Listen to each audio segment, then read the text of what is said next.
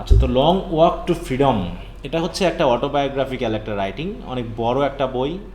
তার অনেকগুলো চ্যাপ্টার রয়েছে। তো সেই চ্যাপ্টারের ভিতর থেকে আমরা পারলাম কি পার্ট 11-এর চ্যাপ্টার 115, এই বইটা মেনলি এই অংশটুকু থেকে আমাদের দেওয়া হয়েছে। আর আমরা পড়ছি নেলসন ম্যান্ডেলা সম্পর্কে। আশা করি তোমরা এনার নাম শুনেছ, এবং ইনি আসলে কে ছিলেন সেটা আমরা এইচএসসি লেভেলেই মনে পড়েছি নাকি? এইচএসসি লেভেলে কি একটা প্যাসেজ ছিল না ওনার? জি স্যার। ছিল। সেই হিসাবে নিশ্চয়ই পরিচিত তোমাদের কাছে। এবং তিনি দেখো মারা গেছেন হচ্ছে কত 2013 সালের 5ই ডিসেম্বর 1918 সালে তিনি জন্মগ্রহণ করেন। এবং তিনি অ্যাপারথাইড নামক যে একটা প্রথা ছিল, বর্ণ বৈষম্যের একটা প্রথা, এর বিরুদ্ধে তিনি সংগ্রাম করেছিলেন, যুদ্ধ করেছিলেন বিধায় তাকে তৎকালীন ব্রিটিশ সরকার, হোয়াইট গভর্নমেন্ট তাকে যাবজ্জীবন কারাদণ্ড দিয়েছিল।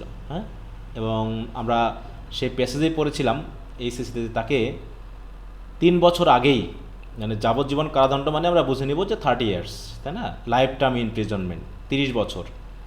তো পরবর্তী সংগ্রাম খুব জোরালো হওয়ার কারণে এই ব্যক্তি, FW ক্লার্ক, তিনি তৎকালীন সময়ের প্রেসিডেন্ট ছিলেন।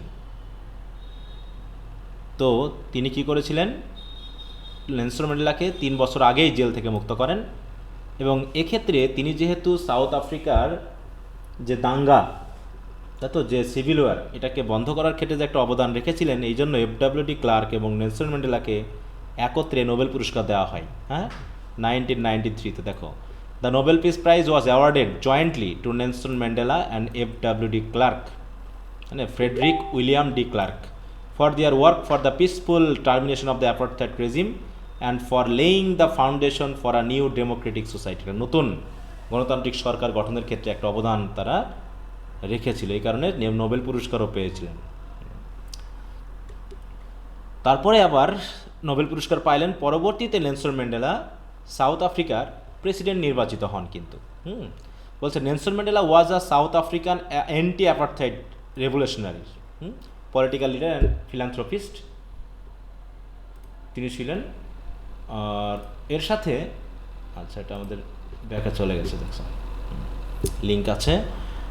তার বলছে ইন 1994 to 1999, সেই হিসাবে কি, who serve as the first black president of South Africa from 1994 to 1999, 1999 সাল পর্যন্ত তিনি ছিলেন first, the country's first black head of the state and first elected in fully representative democratic election, মানে পুরো গণতান্ত্রিকভাবে নির্বাচিত হয়েছিলেন।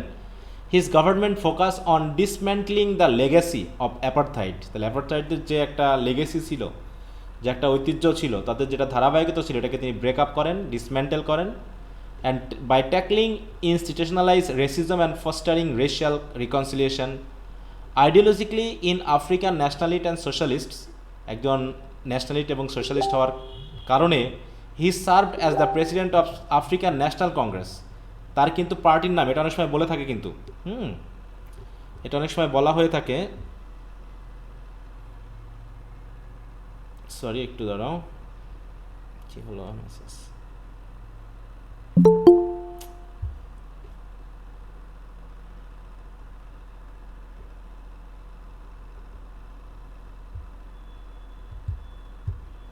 আচ্ছা তাই বলছে, দেখো তার দলের নাম ছিল কি, আফ্রিকান ন্যাশনাল কংগ্রেস পার্টি।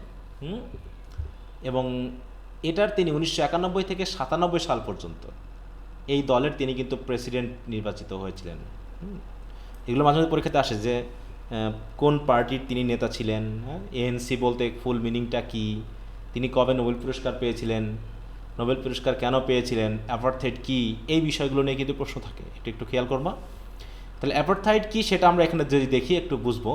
অ্যাপারথাইড হলো কি, বর্ণের উপর নির্ভর করে, তাই তো, কালারের উপর নির্ভর করে, মানে মানুষের শরীরের রঙের উপর নির্ভর করে, চামড়ার রঙের উপর নির্ভর করে যে সরকার ব্যবস্থা, যে কারা সেবা পাবে সরকারের, কারা পাবে না, কাদেরকে সমাজের মানে কি একদম নিম্ন ভাবা হবে, এগুলো নির্ভর করতো তৎকালীন এই অ্যাপারথাইড যে সিস্টেম, এই সিস্টেমের উপর। তাই বলছে apartheid means separateness or apartness It was a system of institutionalized racial segregation that existed in South Africa and South West Africa, যেটা এখন নামিবিয়া নামে পরিচিত, from 1948 until the 1990s, মানে 1990-এর দশক পর্যন্ত, 1948 সাল থেকে শুরু করে। Apartheid was characterized by an authoritarian political culture based on বাস্কাপ, মানে হচ্ছে বসহুড অর বসশিপ, মানে বস যা বলবে তাই, হ্যাঁ এরকম আর কি বিষয়টা। Which ensure that South Africa was dominated politically, socially and economically by the nation's minority white population, এদের দ্বারাই মেনলি পরিচালিত হয়েছিল। তো যাই হোক, এগুলো তোমরা একটু পড়ে নিতে পারবা। তারপরে এখানে কিছু কিছু বিষয় আমি বলেছি যে যদি একটু দেখে নাও। দেখো এখানে আমি কিছু ছবি দিয়েছিলাম এ কারণেই যে তৎকালীন সময়ে মানে পুরো প্রতিষ্ঠানগুলোকে নির্ধারণ করে দেওয়া হতো যে কোনগুলো হোয়াইটদের, কোনগুলো ব্ল্যাকদের, কোথায় ব্ল্যাকরা যেতে পারবে, কোথায় ব্ল্যাকরা যেতে পারবে না, এরকমভাবে নির্ধারণ করা ছিল। এটা কিন্তু একটা সাইনবোর্ড টাইপের ছোট্ট একটা, না? দেখো এখানে কি লেখা আছে বলো তো, যে ফর হোয়াইটস অনলি, না? তা লিখছে না? দেখো for joining use by request whites, accept করেন। হ্যাঁ for use by white persons, white persons দ্বারা এটা প্রিজার্ভ করা আছে এইভাবে। দেখো বা এটা অর্ডারটা কার? By order provincial secretary. তাহলে এইভাবে তৎকালীন সময়ে আলাদা করে বলে দেওয়া থাকতো যে কিভাবে সাদা কালোদের বিভেদটা চলবে। তো এইগুলো নেলসন ম্যান্ডেলা নিশ্চয়ই তিনি এগুলো আসলে মেনে নিতে চাচ্ছিলেন না বা মেনে নিতে পারছিল না, এই জন্য তিনি সংগ্রাম করেছেন। এছাড়া 27 বছর তিনি জেলে কীভাবে ছিলেন না ছিলেন এগুলো তোমরা একটু দেখে নেবা, ওগুলো নিয়ে আমি কথা বলছি না, আমি সরাসরি একটু চলে যাচ্ছি আমার যে টেক্সটটাতে। এই টেক্সটটা মেনলি লেখা হয়েছে যেদিন তিনি শপথ গ্রহণ মানে অনুষ্ঠান পরিচালনা করছিলেন সেই দিনের কথা কিন্তু এটা, হ্যাঁ। শপথ গ্রহণ, লং ওয়াক টু ফ্রিডম, মানে কি স্বাধীনতার জন্য অনেক দূর যেতে হয়েছে, অনেক পথ হাঁটতে হয়েছে, তারপরে স্বাধীনতা পাওয়া গেছে। তাহলে এইখান থেকে আমাদের টেক্সটটা শুরু। এখানে যেহেতু কোনো গল্প সিস্টেম না, একটু ভালো করে খেয়াল করবো আমরা। দেখো 10 মে ডন, কয় তারিখের কথা বলা হচ্ছে এটা? 10 মে। 10 মে, 10 মে, তাই তো? কত সাল হতে পারে এটা? 10 মে কত সাল? 1994। হ্যাঁ তাই তো, 1994 সালে, কারণ তিনি প্রেসিডেন্ট হয়েছিলেন, আমরা এখানে পড়েছি যে সাউথ আফ্রিকার ব্ল্যাক প্রেসিডেন্ট, তাই না তিনি? এবং কত সাল থেকে দেখো এই যে 94 থেকে 99 সাল পর্যন্ত, তার মানে 94 সালে শপথ গ্রহণ অনুষ্ঠান হচ্ছে 10 মে। তাহলে ডন মানে কি? ভোর হওয়া। 10 মে ডন রাইট অ্যান্ড ক্লিয়ার, হ্যাঁ একদম যেমন দিন হয় ওইরকম পরিষ্কার একটা দিন, কোনো ঝামেলা নেই। For the past few days, গত কয়েকদিন ধরে I had been pleasantly besieged by dignitaries and world leaders, মানে আমার চারপাশে ঘিরে থাকছে, মানে এই গত কয়েকদিন ধরে আমি সবসময় ঘিরে আছি, কাদেরকে নিয়ে? বিশ্বের সম্মানিত এবং নেতৃস্থানীয় লোকদের দ্বারা, যারা কি করতে আসছে? Who were coming to pay their respects, যারা তাদের সম্মান প্রদর্শনের জন্য আসছে বিফোর দ্য ইনগ্রেশন, মানে শপথ গ্রহণ অনুষ্ঠানের আগে। আমি যে প্রেসিডেন্ট হয়েছি, নির্বাচনে জিতেছি, এই কারণে সেই দেশে যারা বিভিন্ন দেশের নেতৃস্থানীয় লোকেরা ছিল, সম্মানিত লোকেরা ছিল, তারা তার কাছে আসছিল তাকে কি করার জন্য? ওয়েলকাম জানানোর জন্য, তাই না? বলছে the inauguration would be the largest gathering ever of international leaders on South African soil, মানে সাউথ আফ্রিকান সয়েলের এ পর্যন্ত যত ইন্টারন্যাশনাল লিডার ছিল এবং তাদের অধীনে যত রকম গ্যাদারিং হয়েছে, তার মধ্যে এটাই মনে হয় সবচেয়ে কী হবে? লার্জেস্ট গ্যাদারিং, মানে এত বেশি মানুষ সেই অনুষ্ঠানে যোগ দিবে বলে প্রত্যাশা করা হচ্ছিল। স্যার জয়েন রিকোয়েস্ট দিচ্ছে। আচ্ছা দেখছি আমি। এরপর কি বলা হচ্ছে? The ceremonies took place in the lovely sandstone amphitheatre formed by the union Buildings in Pretoria. Pretoria কি বলো তো? প্রিটোরিয়া কি? জানা নেই?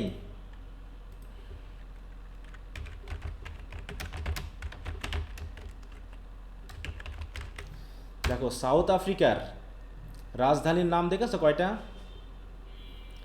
সাউথ আফ্রিকার কিন্তু 3টা আলাদা আলাদা রাজধানী। একটা হচ্ছে কি কেপ টাউন, একটা হচ্ছে কি ব্লুমফন্টেইন, আর একটা হচ্ছে প্রিটোরিয়া। বুঝতে পারছো? দেখো, why does South Africa have 3 capitals? 3টা রাজধানী। দেখো, South Africa is fairly unique compared with other countries. অন্যান্য দেশের চেয়ে একটু আলাদা। কারণ কি, it boast 3 capital cities instead of just 1। অধিকাংশ দেশেরই কি একটা করে মাত্র রাজধানী, আর এর রয়েছে কয়টা? 3টা রাজধানী। 3টা রাজধানী হচ্ছে 3 কার্যক্রমের জন্য। একটা হচ্ছে কি, দেখো 3 ডিফারেন্ট ব্রাঞ্চেস। তা একটা হচ্ছে লেজিসলেটিভ, একটা হচ্ছে এক্সিকিউটিভ, একটা হচ্ছে জুডিশিয়াল, মানে একটা বিচার বিভাগীয়, একটা হচ্ছে নির্বাহী বিভাগ, আর একটা হচ্ছে আইন বিভাগ। তাহলে আইন প্রণয়নের জন্য একটা, সে আইনটাকে নির্বাহ করার জন্য একটা, আর বিচার কার্যক্রম পরিচালনা করার জন্য যে সকল রাজধানী তার জন্য একটা। মোট 3টা রাজধানী। তার ভিতরে একটা হচ্ছে কি প্রিটোরিয়া। হ্যাঁ, প্রিটোরিয়ার কি রয়েছে? ইউনিয়ন বিল্ডিং রয়েছে। ইউনিয়ন বিল্ডিংটা আমরা দেখে আসি। ইউনিয়ন বিল্ডিং কার নাম বলো দেখি? ওই যে আমাদের যেরকম সংসদ ভবন ওরকমের। হ্যাঁ, আমাদের যেটা সংসদ ভবন রয়েছে, পার্লামেন্ট ভবন রয়েছে, এখানে আমরা দেখব ইউনিয়ন বিল্ডিং। দেখো এই যে ইউনিয়ন বিল্ডিং, এটা হ্যাঁ, the union buildings from the official seat of South African government and also house the offices of the president of South Africa. এখানেই সাউথ আফ্রিকার প্রেসিডেন্টের আবাসস্থল। এছাড়াও এখানে রয়েছে হচ্ছে সংসদ কার্যক্রম পরিচালনার জন্য যে বিল্ডিং, সেটা। হ্যাঁ, এটা হচ্ছে প্রিটোরিয়া। দেখতে পাচ্ছ? আমরা যদি আর একটু ইমেজ দেখে নিই কয়েকটা, তাহলে স্যার এখানে যেহেতু একটা সেন্স এসেছে, আমরা ইমেজ দেখি। ইউনিয়ন বিল্ডিং, এই যে ইউনিয়ন বিল্ডিংয়ের এই কথাটা একটু খেয়াল করবা। দেখো, the south African union building, এই যে এখানে অ্যাম্পি থিয়েটারের মতো কিন্তু এটা। হ্যাঁ, অ্যাম্পি থিয়েটার কেমন? এই যে দেখো, এইখানে এই জায়গায় বুঝতে পারবে যে সিঁড়ি আছে, আর এইখানে হচ্ছে পুরো বিল্ডিংটা এইভাবে। এইখানে সংসদ ভবনের এই জায়গাতে হয়তো তিনি দাঁড়িয়ে কী করছিলেন, শপথ নিচ্ছিলেন। দেখো, এ বাবা, এটা দিলে আবার ছোট হয়ে গেল। এই যে এখানে, তাই বলছে দেখো যে দ্য সেরিমনি টুক প্লেস, এই ইনগ্রেশন অনুষ্ঠানটা সংঘটিত হয়েছিল কোথায়? In the lovely sandstone amphitheatre. সেটা আবার স্যান্ডস্টোনের তৈরি, formed by the union building in Pretoria. তাহলে প্রিটোরিয়ার যে ইউনিয়ন বিল্ডিং, এর দ্বারাই মেনলি অ্যাম্পি থিয়েটারের মতো মনে হচ্ছে। আসলে অ্যাম্পি থিয়েটার ব্যাপারটা কি, সেটা যদি আমরা একটু দেখি, এটা অনেকটা ওই যে ইয়ার মতো, আমাদের কি বলবো ওটাকে, খেলাধুলা হয় স্টেডিয়ামের মতো না? AMPHI, অ্যাম্পি থিয়েটার, অ্যাম্পি, এই যে এরকম। দেখো এইটা, এখানে মেনলি খেলা হয় আর চারপাশে দর্শকরা বসে থাকে। এইটা হচ্ছে অ্যাম্পি থিয়েটার। হ্যাঁ, এই যে এরকম, বিশেষ করে আমাদের সংসদ ভবনও তো এরকম না? তাহলে এই যে সেন্সটা, এইটা গঠিত হয়েছে কি দ্বারা? ইউনিয়ন বিল্ডিং দ্বারাও কিন্তু এরকম একটা, কিন্তু দেখো এই যে অ্যাম্পি থিয়েটারের মতো একটা লুক কিন্তু তৈরি হয়েছে। তাই বলছে যে ফর্ম বাই, মানে অ্যাম্পি থিয়েটারটা গঠিত হয়েছে কি দ্বারা? ইউনিয়ন বিল্ডিংস দ্বারা, প্রিটোরিয়াতে। ফর ডিকেডস, বলছে দশকের পর দশক ধরে, this had been the seat of white supremacy. তাহলে এই ইউনিয়ন বিল্ডিং একসময় কাদের অধীনে ছিল বলো তো? হোয়াইটদের অধীনে ছিল। কিন্তু এখন now it was the site of a rainbow gathering of different colours and nations for the installation of South Africa's first democratic non racial government. কিন্তু আজকে এই সময়ে, যে সময় শপথ অনুষ্ঠান চলছে, সেখানে কি শুধু সাদা মানুষ আছে, নাকি সকল সব কালারের? ধরনের। সাদা হতে পারে, তাই তো, একটু মানে ইয়েলো হতে পারে, এছাড়া হতে পারে একদম ব্ল্যাক হতে পারে, তারপরে গ্রে ব্ল্যাক হতে পারে, মানে বিভিন্ন ধরনের মানুষ যেহেতু গোল হয়ে বসে আছে, তাই এটাকে মনে হচ্ছে যেন রেইনবো গ্যাদারিং। হ্যাঁ, যে বিভিন্ন কালারের মানুষ এখানে বসে আছে। কিসের জন্য আসছে তা না? For the installation of South Africa's first democratic non racial government, মানে সাউথ আফ্রিকার প্রথম গণতান্ত্রিক এবং বর্ণ বৈষম্যহীন সরকারকে কী করার জন্য, ইনস্টল করার জন্য। ইনস্টল বলতে আমরা কী বুঝি বলো তো? ইনস্টল বলতে আমরা মেনলি কি বুঝি? কোনো উদ্বোধন। কিছুকে স্থাপন করা, তাই না, বা হচ্ছে শুরু করানো কাজটাকে। তো এই জন্য সাউথ আফ্রিকার এই প্রথম সরকারকে তাদের কাজ শুরু করানোর ক্ষেত্রে মানে যে ধরনের কার্যক্রম দরকার বা যে ধরনের সেবা দরকার বা যে ধরনের অনুষ্ঠান দরকার, সেটার জন্য তারা সবাই যুক্ত হয়েছে, যাতে আজ থেকে সেই সরকার কাজ শুরু করতে পারে। On that lovely autumn day, এটা ছিল অটামের একটি দিন, মে, তাই না? দেখো মে কিন্তু আমরা কি শ্যাল আই কম্পেয়ার দি পড়েছি না? Shall I compare thee to a summer's day. হ্যাঁ, shall I compare thee to a summer's day, এটা কি ছিল? অটাম সিজন, তাই তো, বা হচ্ছে আমরা বলতে পারি কি সামার, ওখানে বলা হচ্ছিল। তো এখানে একটা lovely day. I was accompanied by my daughter Zenani, মেয়ের নাম কি? জিনানি। হ্যাঁ, এই নামগুলো খেয়াল রেখো কিন্তু। তার মেয়ে জেনানি তার সাথে ছিল। আর অন দ্য পোডিয়াম, পোডিয়াম মানে কি? পোডিয়াম বলতে আমরা জানি মঞ্চ। মঞ্চ, মঞ্চের যে ডেস্ক থাকে সেটাকে বলা হয় পোডিয়াম। শুধু মঞ্চ ঠিক নয়, পোডিয়াম মানে যেটা ওই যে টিচারেরা আবার বক্তৃতা দিতে এই যে এরকম আর কি, এগুলো পোডিয়াম, ডেস্ক। এইখানে দাঁড়িয়ে আছেন কে? Mister de Klerk was first sworn in as the second deputy president. তাহলে এই ডি ক্লার্ক প্রথমে ছিলেন কিন্তু প্রেসিডেন্ট, হোয়াইটদের সময় কিন্তু তিনি প্রেসিডেন্ট ছিলেন। আমরা একটু দেখি,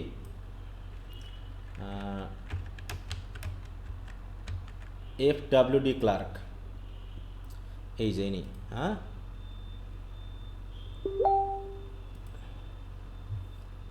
দেখো তিনি কিন্তু প্রথমে প্রেসিডেন্ট ছিলেন।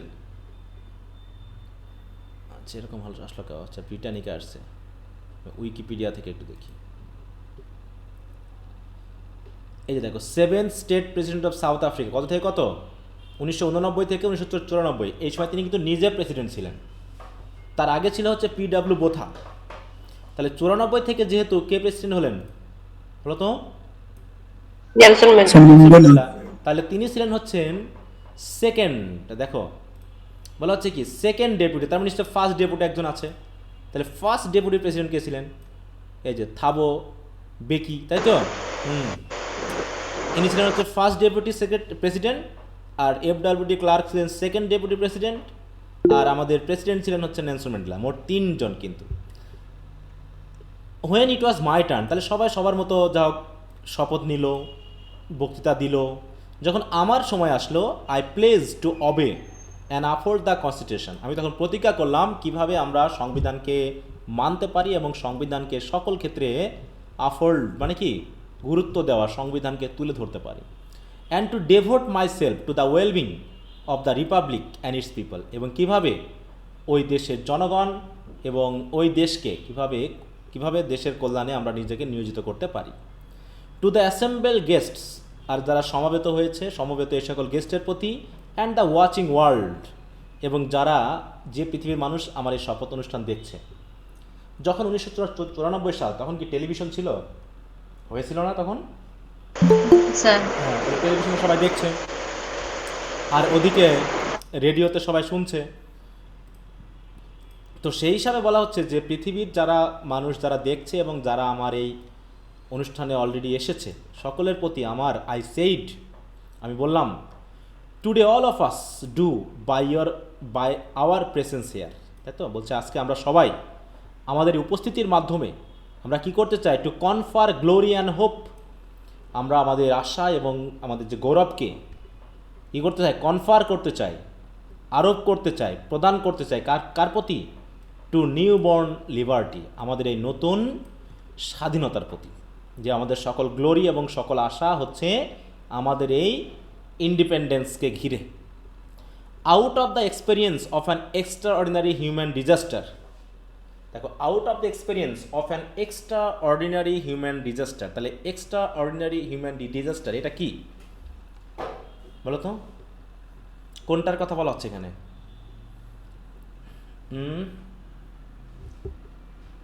বর্ণ বৈষম্য। বর্ণ বৈষম্য, অ্যাপার্থাইড, তাই না? হ্যাঁ। আচ্ছা, একটা জিনিস আমি বলি, তোমাদের মেসেজগুলো দেখে মাঝে মাঝে খেয়াল করি যে তোমরা স্যার যারা, রিকোয়েস্ট অ্যাকসেপ্ট করতে বলতেছে। হ্যাঁ, তোমরা অনেকেই ক্লাসে জয়েন করো না, অথবা ক্লাসে জয়েন করলেও ক্লাসগুলো হয়তো বা ঠিক মতো দেখো না। এ কারণেই খুবই সহজ সহজ উত্তর তোমরা অনেক সময় নাকি খুঁজে পাও না, অথচ উত্তরগুলো খুবই সহজ। টেক্সটে আমি বারবার বলেছি কথাগুলো, তারপর তোমরা উত্তরগুলো পারতেছো না। ব্রিফ কোশ্চেনের এগুলো, এগুলোর মানে হচ্ছে তোমরা টেক্সটটা ঠিকমতো পড়োনি, না পড়েই তোমরা উত্তর খোঁজা শুরু করছো, এই জন্যই পারতেছো না। তো একটু মনোযোগ দিবে। এই যে আমি তোমাকে প্রশ্ন করছি যে অ্যান এক্সট্রাঅর্ডিনারি হিউম্যান ডিজ, এটা বলতে আসলে কাকে বোঝানো হচ্ছে? এটা হচ্ছে অ্যাপার্থাইডকে বোঝাতেই ব্যবহার করা হয়েছে, তাই না? এখন যদি এটা বোঝাতে তুমি এখন বলছো এটা কাকে বোঝালো, কী হবে উত্তরটা, তাহলে তো বিপদ।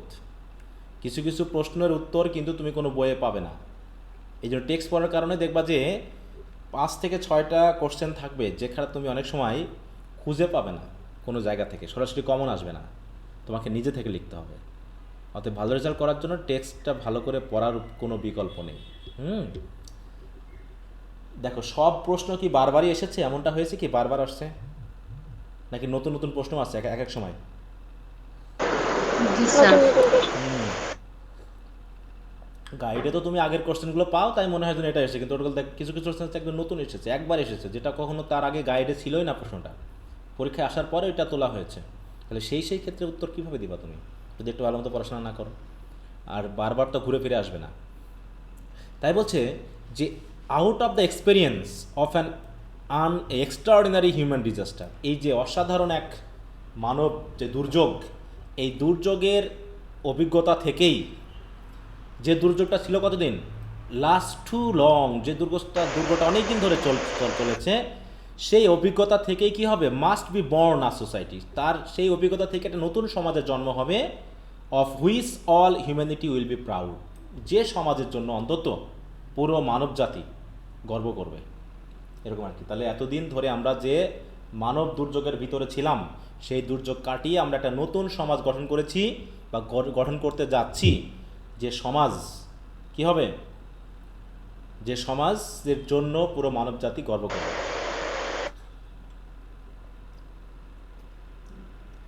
এরপর কি বলা হচ্ছে, we who were outlaws not so long, এই তো কিছুদিন আগেই আমরা যারা কি ছিলাম, আউটল ছিলাম। আউটল মিনিংটা কি বলো তো? আউটল মানে অপরাধী। হ্যাঁ, মানে হচ্ছে কি অপরাধী, তাই তো? যারা আমরা আইন ভেঙেছিলাম বলে, বহিষ্কার করে যাবে। হ্যাঁ, আউটল নট সো লং, কিছুদিন আগে আমরা যারা আউটল ছিলাম, তারাই আজকে হ্যাভ বিন, দেখো, have today been given the rare মানে privilege to be the host of the nations of the world on our own soil, তাদেরকেই দেওয়া হয়েছে সুযোগ। দেখো, have been given the rare privilege, মানে কি বিরল সুযোগ সুবিধা দেওয়া হয়েছে, কিসের জন্য, যে সারা বিশ্বের জাতিদের নিয়ে একটা নতুন সভা গঠন করা এবং তাদের আতিথেয়তা করা। তাহলে আমরা একসময় আউটল ছিলাম, আসামি ছিলাম, বেআইনি লোক ছিলাম। We thank all of our distinguished international guests for having come to take position with the people of our country of what is after all a common victory for justice, peace and for human dignity. তার মানে তিনি তাদের সকলকে ধন্যবাদ জানাচ্ছেন, এটা কিন্তু তার বক্তৃতা, তাই না? ডিস্টিংগুইশ গেস্ট, যারা স্বনামধন্য আন্তর্জাতিক গেস্ট যারা, তাদের এখানে এসে এই যে একটা সভা, এই যে একটা অনুষ্ঠান, এই অনুষ্ঠানের মানে একটা অংশ হওয়ার জন্য তাদেরকে ধন্যবাদ জানাচ্ছেন তিনি। কারণ কি, এটা হচ্ছে তাদের এই দেশের জন্য একটা জাস্টিস, পিস এবং হিউম্যান ডিগনিটির একটা বিজয়। We have at last achieved our political emancipation, অবশেষে আমরা আমাদের রাজনৈতিক মুক্তি পেয়েছি। We place ourselves to liberate all our people from the continuing bondage of poverty, deprivation, suffering, gender and other discrimination. আজকে আমরা প্রতিজ্ঞা করছি যে যে সকলের দাসত্ব, মানে দারিদ্রতা, বঞ্চনা, তারপর হচ্ছে সাফারিং, ভোগান্তি, জেন্ডার সহ অন্যান্য ডিসক্রিমিনেশনের যে বন্ডেজ বা যে দাসত্ব, এই দাসত্বের মধ্যে যে সকল মানুষ বন্দী হয়ে আছে, তাদেরকে মুক্ত করার জন্য আজকে আমরা কী করছি, প্লেজ করছি, প্রতিজ্ঞা করছি। Never never and never again shall it be that this beautiful land will again experience the oppression of one by another. বলছে আর কখনোই এই সুন্দর দেশ আর কখনোই কি করবে না, একজন আরেকজনের দ্বারা অপারেশনের অভিজ্ঞতা ফিল করবে না, মানে কেউ আর অত্যাচারের মুখোমুখি হবে না। The sun shall never set on so glorious a human achievement. বলছে এরকম মানব জাতির যে একটা বিশাল অর্জন, যে অ্যাপার্থেড বন্ধ করে একটা বর্ণবৈষম্যের যে বন্ডেজ সেখান থেকে মুক্ত হয়ে এই যে নতুন সরকার আমরা গঠন করেছি এবং সারা সাউথ আফ্রিকার মানুষ আজকে স্বাধীন, এরকম একটা যে গ্লোরিয়াস যে ইভেন্ট, সেই ইভেন্টটা মনে হয় আর কখনোই হবে না। হতে বলছে let freedom ring, God bless Africa. Let freedom ring, এটা কে বলেছে বলো তো, খেয়াল আছে? Nelson Mandela. Martin Luther King, তাই না? আই হ্যাভ আ ড্রিম, ওইখানে তিনি বলেছেন না বারবার let freedom ring in the mole hill. হ্যাঁ, তিনি এই কথাটি অনেকবার বলেছেন, তো এখানেও সেটা তিনি রিপিট করলেন যে গড ব্লেস আফ্রিকা। তারপরে এই কথা তিনি বলছেন, বলতে বলতে বলছেন a few minutes later we are lifted our eyes in মানে কি আশ্চর্য হয়ে আমরা কিছুক্ষণ পর আমাদের চোখকে তুললাম। লিফট আওয়ার আইজ মানে কি চোখ তুলে তাকানো। কারণ কি as a spectacular array of South African jets, helicopters and troop carriers roared in perfect formation over the union Building. তাহলে ইউনিয়ন বিল্ডিংয়ের উপরে কি করছে? আফ্রিকান জেটস, হেলিকপ্টার এবং ট্রুপ ক্যারিয়ার্স, তার একটা সুন্দর স্পেকটেকুলার একটা অ্যারে মানে কি বলো তো? একটা সারিবদ্ধভাবে করে না, অনেক সময় প্রদর্শনী করে না, ডিসপ্লে করে না, হ্যাঁ ওইরকম একটা spectacular array of jet, helicopter এবং ট্রুপ ক্যারিয়ার্স রোয়ার্ড মানে কি গর্জন করে আসছে, ইন পারফেক্ট ফরমেশন, একটা নির্দিষ্ট ফরমেশনে ওভার দ্য ইউনিয়ন বিল্ডিং। আমরা একটু এটা যদি দেখি তাহলে বুঝতে পারবো কি বোঝানো হচ্ছে।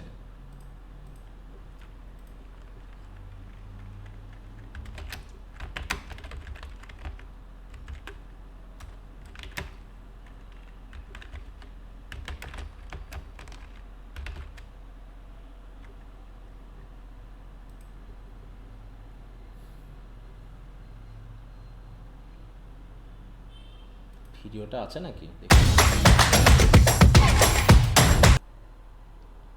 এইটা বলেছেন আর কি যে দেখো a spectacular array of South African jets, বলছে it was not only a display of pinpoint precision and military force. বলছে মিলিটারি ফোর্স এবং তাদের যে সুন্দর মানে কি বলবো, মানে সব কিছুর মধ্যে যে একটা শৃঙ্খলাবোধ, শুধু এটারই যে ডিসপ্লে তা নয়, বরং এটা কি but a demonstration of the military's loyalty to democracy. এবং এটা আরেকটা ডিসপ্লে যে অন্তত মিলিটারি যারা আছে তারা অন্তত ডেমোক্রেসির ক্ষেত্রে লয়াল। এছাড়াও শুধু ডেমোক্রেসির ক্ষেত্রে নয়, to a new government that had been freely and fairly elected. এবং তারা মিলিটারিরা অন্তত এই যে ফ্রিলি এবং ফেয়ারলি মানে কি উন্মুক্ত এবং মানে কি বলবো ফেয়ার ইলেকশন বলি না আমরা, মানে সুন্দর বৈধ, হ্যাঁ বলো, বৈধ, হ্যাঁ মানে ভালো, বৈধ এবং যেখানে কোনো দুর্নীতি হয়নি, ফেয়ার, এরকম একটা ইলেকশনের মাধ্যমে নির্বাচিত সরকারের প্রতি তারা তাদের লয়্যালটি প্রকাশ করলো এই ডিসপ্লের মাধ্যমে। বলছে অনলি মোমেন্টস বিফোর, বলছে এই তো কিছুক্ষণ আগে, the highest general of South African defence force and police, তাহলে একদিকে আর্মি এবং পুলিশরা এসেছিল কি করতে, দেখো their chests bedecked with ribbons and medals from days gone by. মানে এই যে জেনারেলরা, পুলিশদের বুকে বা আর্মিদের বুকে এক ধরনের ইডাল থাকে না, মেডেল থাকে না, এবং বিভিন্ন কালারের ফিতা দিয়ে ঝোলানো থাকে, দেখে বোঝানো হয় যে তারা এখন কোন র্যাঙ্কে আছে। দেখছেন এরকম? দেখো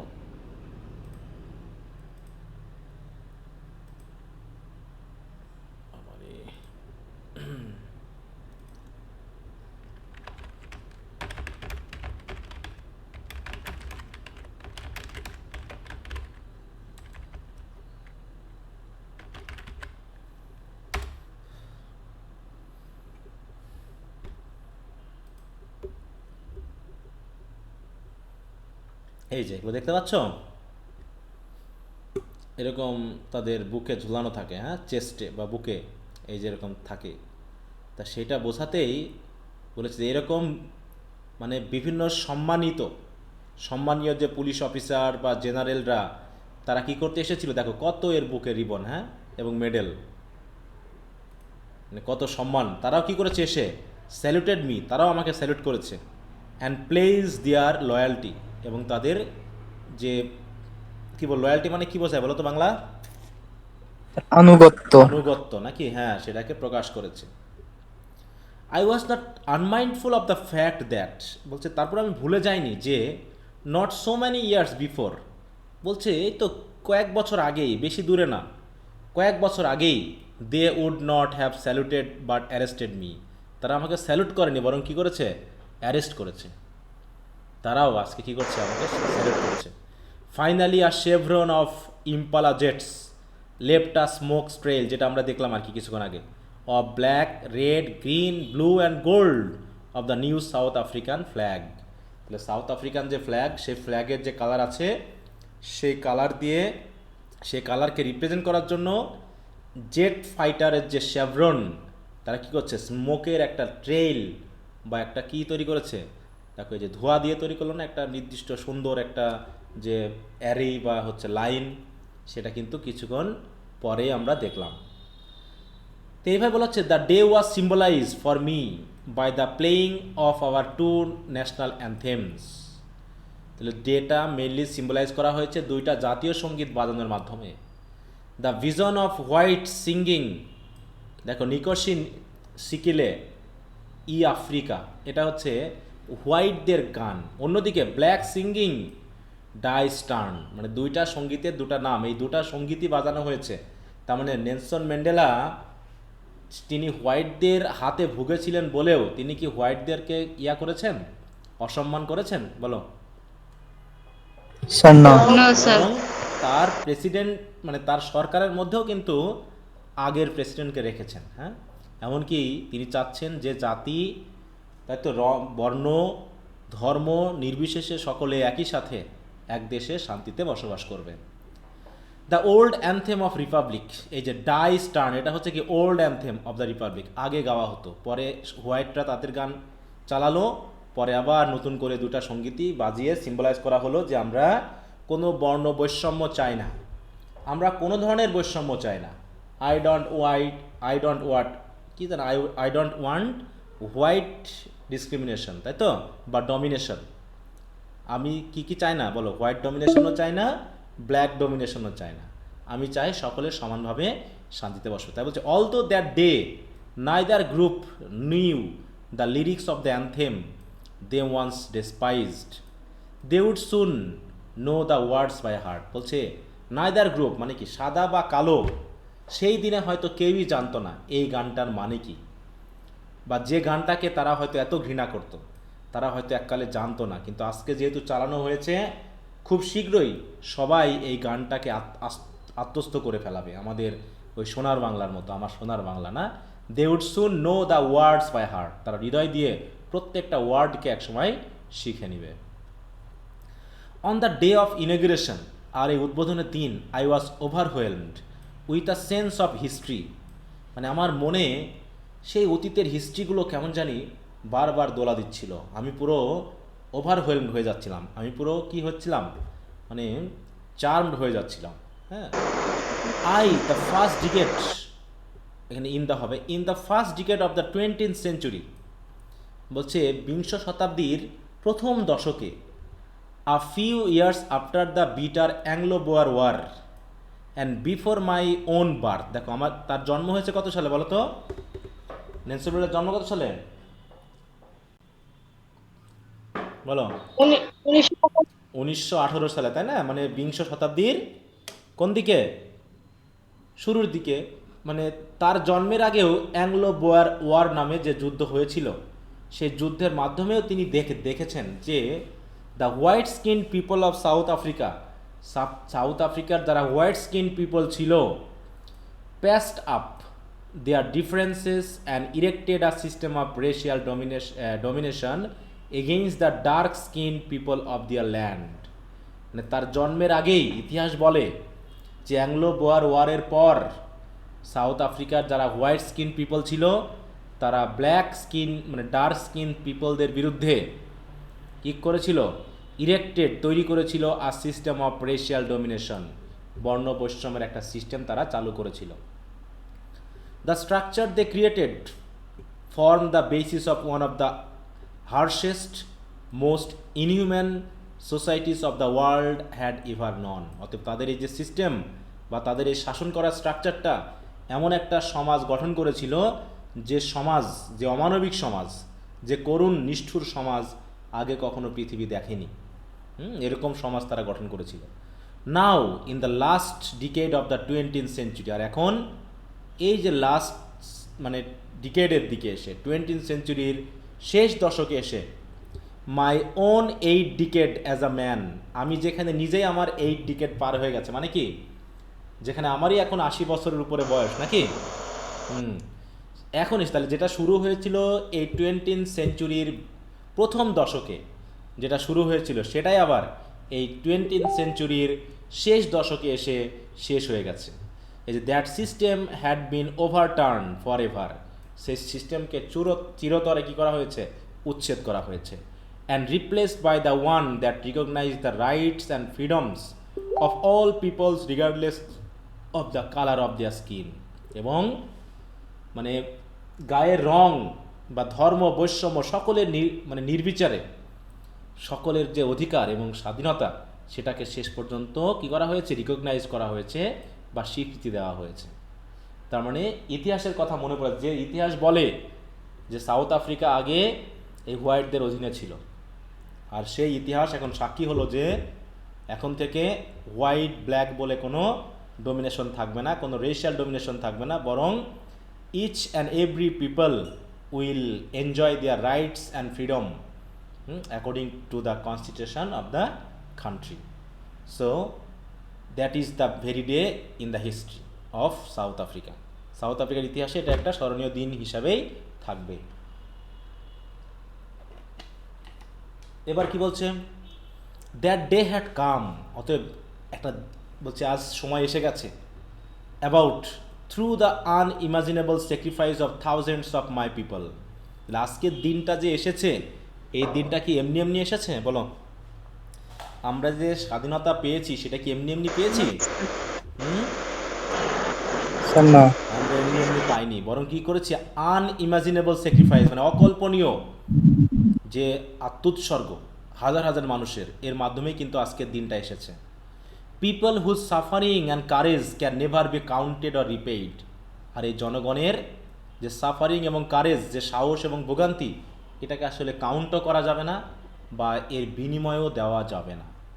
আই ফিল্ড দ্যাট ডে, আমি ঠিক সেই দিনের কথা মনে করছি এখনও, as I have on so many others days, অন্যান্য দিনের মতো যেগুলো আমি ফিল করি। That I was simply the some of all those African Patriots, বলছে আমি আসলে কেউ না, আমি হচ্ছে কি সেই সকল আফ্রিকান দেশপ্রেমিকের সাম মানে কি একটা যোগফল বা একটা হচ্ছে কি কন্টিনিউটি, বা আমি তাদের সকলের মিশ্রণে আমি একজন মানুষ।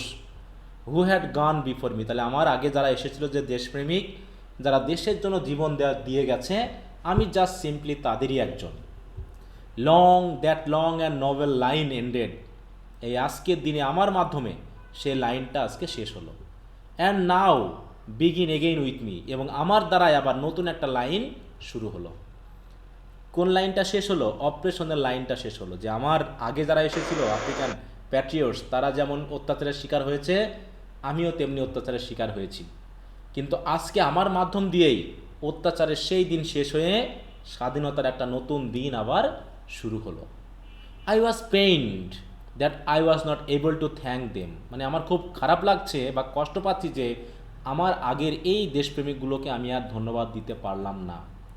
And that they were not able to see, এবং আরও ভেবে কষ্ট পাচ্ছি যে তারা দেখতে পাচ্ছে না হোয়াট দেয়ার স্যাক্রিফাইস হ্যাড রট, না তাদের আত্মোৎসর্গ, তাদের বলিদান আজকে আমাদেরকে কি দিয়ে গেছে বা কি সৃষ্টি করেছে, এটা যেহেতু তারা দেখতে পাচ্ছে না, এই জন্য আমি একটু কষ্ট পাচ্ছি।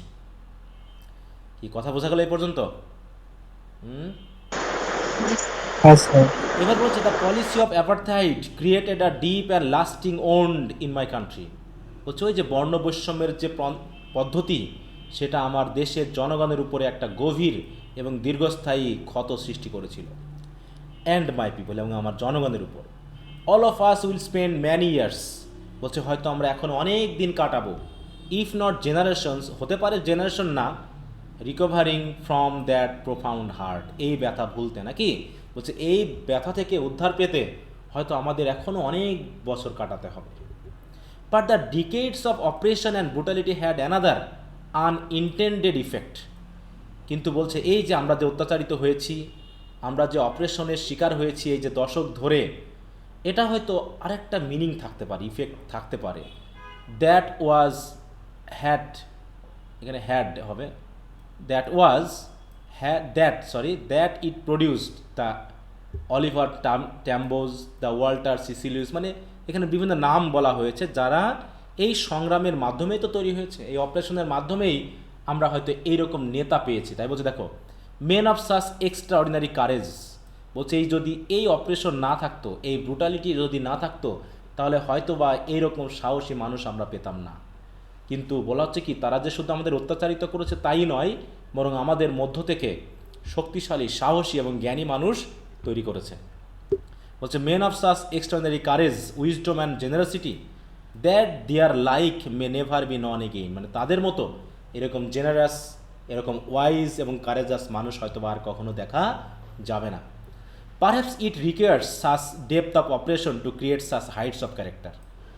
তখন নেলসন ম্যান্ডেলা বলছেন হয়তোবা আসলে এইরকম মানে কি উঁচু চরিত্রের, মানে কি মানে খুব ভালো চরিত্রের মানুষ তৈরি করার জন্য আসলে এরকম অপারেশনের মনে হয় প্রয়োজন আছে, such depth of operation.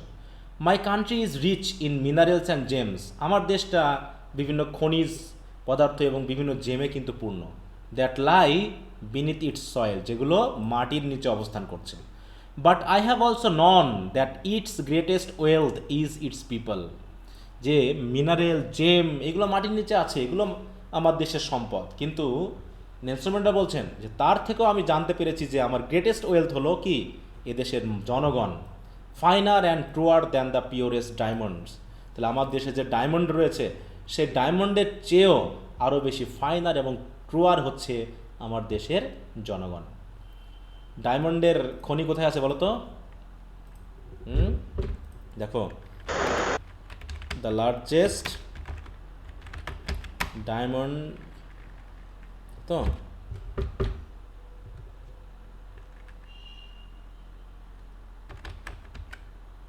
In the world, আচ্ছা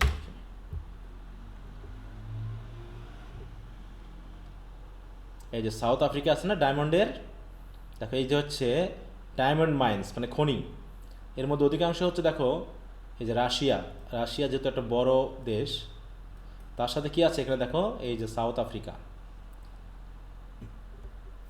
তা বলছে আমার দেশে হয়তো ডায়মন্ড আছে, ডায়মন্ডের খনি আছে, কিন্তু তার থেকে পিওর হচ্ছে আমার এই দেশের মানুষ। দেখো ডায়মন্ড খনি সাউথ আফ্রিকা, রাশিয়া, রাশিয়াতেই বেশি, দেখো শুধু রাশিয়া, রাশিয়া এমনি না, 10টার মধ্যে রাশিয়ারই মানে 8টা 9টা নাকি 7-8টা। তো যাই হোক, এবার বলছে তাহলে আমার যে দেশের যে পিওর ডায়মন্ড আছে তার থেকে পিওরেস্ট অ্যান্ড ফাইনাল হচ্ছে আমাদের দেশের জনগণ। It is from this comrades in the struggle, আর এই কমরেডসদের কাছ থেকেই, তাদের সংগ্রাম থেকেই আই লার্ন, আমি শিখেছি দ্যাট মিনিং অফ কারেজ, সাহসের অর্থটা কী, সাহস কাকে বলে সেটা আমি এদের কাছ থেকেই শিখেছি। বলছে time and again I have seen men and women risks and give their lives for an idea. বলছে আমি দেখেছি, অনেকবার দেখেছি যে কীভাবে তাই তো নারী পুরুষ তাদের জীবনে ঝুঁকি গ্রহণ করে এবং তাদের জীবনকে বিলিয়ে দেয় শুধু একটা আইডিয়ার জন্য। I have seen men stand up to attacks and torture without breaking, আমি দেখেছি কোনো রকম বশ না মেনেই, মানে কোনো রকম বশ্যতার শিকার না করেই কিভাবে মানুষজন অত্যাচার এবং অবিচারের মুখোমুখি হতে পারে, দাঁড়িয়ে থাকতে পারে। Showing a strength and resilience that defies that imagination, যে তাদের এত সাহস, এত শক্তি, যেটা কল্পনাকেও হার মানায়। এরকম মানুষ আমি দেখেছি। I learn that courage was not the absence of fair. আমি শিখেছি যে ভয়ের অনুপস্থিতি মানেই সাহস নয়, but the Triumph over it, বরং ভয়ের উপরে জয় অর্জন করাটাই হচ্ছে courage. I felt fair myself more Times that I can remember. বলছে আমি নিজেও কতবার ভয় পেয়েছি তার কোনো ঠিক নাই। হ্যাঁ, আমি মনে করতে পারছি আমি অনেকবার ভয় পেয়েছি। But I hid it behind a mask of boldness, কিন্তু আমি সেটা সাহসের যে মাস্ক, তাই তো সেই মাস্কের নিচে আমার এই ভয়গুলোকে আমি লুকিয়ে রেখেছিলাম, মানে আমি বুঝতে দেই না যে আমিও ভয় পেয়েছি। বলছে the brave man is not he who does not feel afraid. তার মানে যে ভয় পায় না সে কিন্তু সাহসী মানুষ নয়, বরং বাট হি কনকোয়ার্স দ্যাট ফেয়ার, বরং যে ভয়কে জয় করে সেই হচ্ছে সাহসী মানুষ।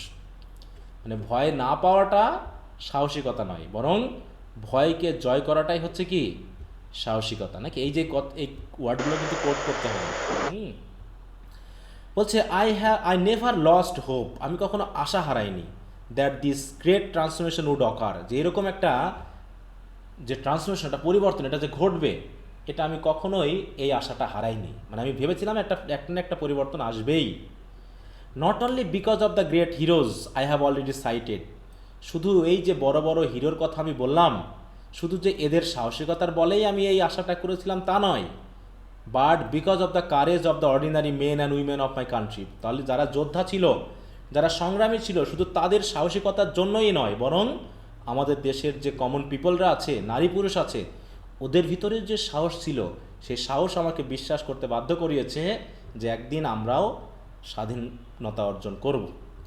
I always knew that deep down in every human heart, যে আমি জানি এবং আমি সবসময় জেনেছি যে প্রত্যেকটা মানুষের হৃদয়ের গভীরে there was mercy and generosity, প্রত্যেকের দয়া এবং মায়া কিন্তু আছে, উদারতা আছে।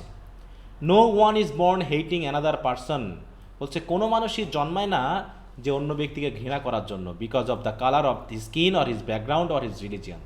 মানে কেউই কখনো জন্মায় না যে অন্য কোনো ব্যক্তিকে সে তার গায়ের রং বা তার পারিবারিক ব্যাকগ্রাউন্ড বা ধর্মীয় কারণে তাকে ঘৃণা করতে জন্মিয়েছে। কেউই কাউকে ঘৃণা করার জন্য জন্মায় না। People must learn to hate, নিশ্চয়ই মানুষ শিখে যায় কিভাবে ঘৃণা করতে হয়।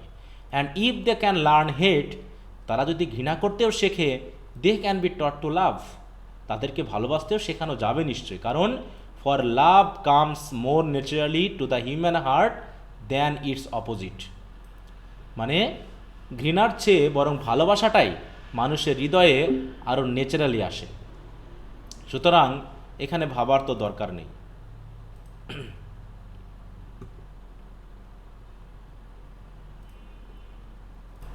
চলে যাই, দেখি কতটুকু পড়ানো যায় আজকে। তাই বলছে যে লোকজন, পিপল মাস্ট লার্ন টু হেট, মানুষ যেহেতু ঘৃণা করতে শেখে, তাই তারা যদি ঘৃণাটা শিখতে পারে তো আশা করি তাদেরকে ভালোবাসাটাও শেখানো যেতে পারে। কারণ ভালোবাসা ঘৃণার চেয়ে মানুষের হৃদয়ে আরও মানে ন্যাচারালি আসে। এই জন্য মনে হয় যে ভালোবাসা শেখানোটা আরও সহজ।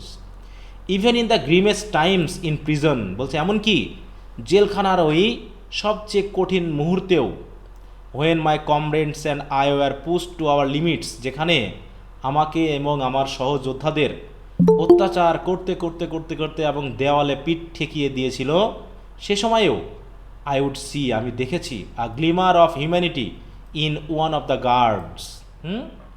আমিও ওই গার্ডদের, যারা আমাদেরকে অত্যাচার করতো বা যাদেরকে পাহারা দেওয়ার জন্য রাখা হতো আমাদেরকে, তাদের চোখেও আমি দেখেছি তারা কেমন মানবিকতা প্রকাশ করতে পারে। Perhaps just for a second, হয়তো বা কয়েক সেকেন্ডের জন্য তারা হয়তো মানবিকতা দেখিয়েছে, কিন্তু আমি বুঝতে পেরেছি যে it was enough to reassure me and keep me going, মানে ওই হিউম্যানিটিটুকুই আমাকে বোঝাতে সক্ষম হয়েছে যে মানুষ আসলেই মানবিক। শুধু তাকে কি করতে হবে, যথেষ্ট পরিমাণ সুযোগ করে দিতে হবে মানবিকতাকে দেখানোর জন্য। তাই বলছে man's goodness is a flame that can not be hidden but never extinguish, মানে দ্যাট ক্যান বি হিডেন, হ্যাঁ, যে মানুষের যে ভালো গুণ, ভালো সত্তা, এটা একটা আগুনের মতো, আগুনের শিখার মতো, যেটাকে হয়তো লুকিয়ে রাখা যাবে কিন্তু কখনো নেভানো যাবে না। তাই যারা আমাদেরকে অত্যাচার করতো, তাদের মধ্যেও আমি মানবিকতা দেখেছি। হয়তো কিছু সময়ের জন্য, কিছু তাদের চোখের দৃষ্টিতে হয়তো তারা সুযোগটা পায়নি তাদের মানবিকতা প্রকাশ করার জন্য। তারা হয়তো বা নিজেরাই হয়তো বিপদের মধ্যে ছিল, এই জন্য তারা আমাকে মানবিকতা দেখাতে পারেনি। তাই বলছে we took up the struggle with our eyes wide open. বলছে আমরা তো আমাদের সংগ্রামটাকে নিজেরা চোখ খোলা রেখেই বাছাই করেছিলাম, মানে গ্রহণ করেছিলাম। Under no illusion that the path would be an easy one. যে আমরা যখন সংগ্রাম শুরু করেছিলাম, আমরা কোনো আবেগ নিয়ে শুরু করি নাই যে অল্প দিনের মধ্যেই আমরা স্বাধীনতা পেয়ে যাব, এমন কোনো আবেগ নিয়ে আমরা শুরু করি নাই। আমরা জেনেই শুরু করেছি যে এটার জন্য দীর্ঘ পথ আমাদের পাড়ি দিতে হবে। বলছে as a young man when I join the African National Congress, যে এএনসি, যখন আমি এএনসিতে যোগ দিলাম, I saw the price my comrades paid for their believes. আমি দেখেছি যে আমার সহযোদ্ধারা কিভাবে তাদের বিশ্বাসের জন্য তাদেরকে মূল্য দিতে হয়েছে। ইট ওয়াজ হাই। বলছে এই মূল্যটা ছিল আসলেই অনেক উঁচু দরের মূল্য। ফর মাই সেলফ, এমনকি আমার নিজের জন্যও, I have never regretted my commitment to the struggle. এই যে স্ট্রাগলের প্রতি আমি যে কমিটমেন্ট শো করেছিলাম, এটাও আমি আমার জীবনে কখনো এর জন্য রিগ্রেট করি নাই। রিগ্রেট করা মানে কি? অনুতাপ করা নাকি, যে সংগ্রাম করে ভুলই হয়েছে, এমনটা কখনো আমি করি নাই। I was always prepare to face the hardship that affected me personally. অতএব আমাকে ব্যক্তিগতভাবে অ্যাফেক্ট করতো এরকম প্রত্যেকটা হার্ডশিপকে মানে কি ফেস করার জন্য আমি প্রিপেয়ার ছিলাম। But my family paid a terrible price. কিন্তু আমার পরিবার বিশাল মূল্য দিয়েছে। Perhaps too dear a price for my commitment. শুধু আমার এই কমিটমেন্টের জন্য হয়তো সর্বোচ্চ মূল্য আমার পরিবারকে দিতে হয়েছে। যেমন বঙ্গবন্ধুর অসমাপ্ত আত্মজীবনী, তোমরা এগুলো কি পড়েছো বইগুলো? বা কারাগারের রোজনামসা বইগুলো পড়ছো কখনো? না স্যার পড়া হয়নি। হ্যাঁ, যদি পড়ে থাকো তখন দেখবা যে বঙ্গবন্ধুর পরিবারও মানে কিভাবে মানে এই যে মূল্য দিয়েছে, হ্যাঁ, যে পারিবারিক যে শান্তি, পারিবারিক যে সুখ হয়তোবা তার পরিবার ভোগ করতে পারেনি। কারণ একবার জেলে ঢুকছে, আবার বের হচ্ছে, আবার জেলে ঢুকানো হচ্ছে, এইভাবেই চলেছে। তাই বলছে যে আমি হয়তো এগুলো নিয়ে ভাবি নাই, আমি হয়তো এগুলোর প্রস্তুত ছিলাম যে কোনো ধরনের মূল্য প্রদান করতে, কিন্তু আমার পরিবার সবচেয়ে বড় মূল্য প্রদান করেছে আমার এই সংগ্রামের প্রতি কমিটমেন্টের জন্য। In life every man has to obligations. খেয়াল রেখো এই প্রশ্নটা, যে প্রত্যেকটা মানুষের জীবনে দুইটা অব্লিগেশন আছে, দুটো অব্লিগেশন। ফার্স্ট অব্লিগেশন হচ্ছে to his family, to his parents, to his wife and children. ঠিক আছে তো? তাহলে প্রথম অব্লিগেশন কার কার প্রতি? পরিবারের প্রতি, না এক কথায়। And he has an obligation to his people and his community and his country. আর একটা অব্লিগেশন কাদের জন্য বলো? দেশ এবং দেশের জনগণের জন্য, এই তো নাকি? শুনতে পাচ্ছ আমার কথা সবাই নাকি? হ্যাঁ, একটু হাওয়া দিবা, তা না হলে মনে করবো যে শুনতে পাচ্ছ না হয়তো নেটওয়ার্কের জন্য। তাহলে এটা আসতে in a civil and human society each man is able to fulfil those obligations according to his own inclination and abilities. বলছে একটি মানবিক সমাজে এবং নাগরিক সমাজে প্রত্যেকটা মানুষই এই দুটো অব্লিগেশনই পূরণ করতে পারে তার নিজের ইচ্ছা এবং সক্ষমতার উপর ভিত্তি করে। যে সমাজে সবাই স্বাধীন, যে সমাজে মানুষ স্বাধীনভাবে বসবাস করে, কারো দ্বারা অত্যাচারিত হয় না, সেক্ষেত্রে দুটা ইচ্ছাই মানুষ পূরণ করতে পারে। But in a country like South Africa, কিন্তু সাউথ আফ্রিকার মতো দেশে it was impossible for a man of my birth and colour, মানে আমার মতো মানুষের জন্ম হয়েছে যেখানে এবং আমার মতো মানুষের যাদের শরীরের রং এরকম, তাদের ক্ষেত্রে to fulfil both of this obligations, এই অব্লিগেশনগুলো পূরণ করা অলমোস্ট ইম্পসিবল ছিল। কারণ কি? In South Africa a man of colour who attempted to live as a human being was punished and isolated. বলছে এরকম মানে যে ব্ল্যাক পিপল, যারা কালার পিপল, তাই তো, মানে কালার্ড পিপল, তারা যদি মানুষের মতো জীবনযাপন করতে চাইতো তা তাদেরকে শাস্তি দেওয়া হতো এবং তাদেরকে বিচ্ছিন্ন করে রাখা হতো সমাজ থেকে। ইন সাউথ আফ্রিকা, সাউথ আফ্রিকাতে a man who tried to fulfil his duty to his people, South আফ্রিকাতে যে মানুষগুলো তাদের জনগণের প্রতি এবং তার আত্মীয়দের প্রতি যখনই সে তার ডিউটিগুলো পালন করতে চাইতো, was inevitably ripped from his family, তখনই তাকে পরিবার থেকে বিচ্ছিন্ন করা হতো। অ্যান্ড হিজ হোম, এমনকি তার বাড়ি থেকেও তাকে বিচ্ছিন্ন করা হতো। আর কি থেকে? এছাড়াও and was force to live a life apart, এবং তাকে একাকী বসবাস করতে বাধ্য করা হতো। আর twilight existence of secrecy and rebellion, আর তাকে একাকী গোপনে বসবাস করতে হতো। হ্যাঁ, twilight existence of secrecy and rebellion, একই সাথে মানে গোপনে বসবাস করা, একই সাথে বিদ্রোহ করা, এই রকম টুইলাইট এক্সিস্টেন্স মানে কি দিন এবং আলোর যে মাঝামাঝি, এমন যেমন টুইলাইট অবস্থা, ঠিক আমারও গোপন এবং বিদ্রোহ এর মাঝামাঝি একটা অবস্থানে আমাকে বসবাস করতে হতো। মানে একদিকে গোপন থাকতে হতো এবং একই সাথে বিদ্রোহ মানে প্রচার করতে হতো, মানে সংগ্রাম করতে হতো। I did not in the begging choose to place my people above my family. In the beginning হবে সম্ভবত, তাই তো? I did not in the beginning choose to place my people above my family, আমি আমার পরিবারকে কখনোই আমার জনগণের উপরে স্থান দিই নাই। But in attempting to serve my people, কিন্তু যখনই আমি আমার জনগণকে সার্ভ করার চেষ্টা করেছি, I found that I was prevented from fulfilling my obligation as a son, brother, father and husband. এবং এই চারটা দায়িত্ব, একজন মায়ের সন্তান হিসাবে, একজন ভাইয়ের ভাই হিসাবে, একজন বাবার সন্তান হিসাবে এবং একজন স্ত্রীর হাজব্যান্ড হিসাবে যে সকল দায়িত্বগুলো আমার আছে, সেইগুলোকে পালন করতে আমাকে প্রিভেন্ট করা হতো। মানে আমি এগুলোকে পালন করতে পারতাম না। কারণ কি, দেশের জন্য সংগ্রাম করে উন্মুক্তভাবে ঘুরে ঘুরে আবার পরিবারেরও সেবা করা একই সাথে সম্ভব না। তাই দেশের সেবা করতে গিয়ে আমি পরিবারের সেবা করা থেকে বঞ্চিত হয়েছিলাম। কি বোঝা গেছে বিষয়টা? জি স্যার। কত আসলাম, শেষ কি করা যাবে আজকে?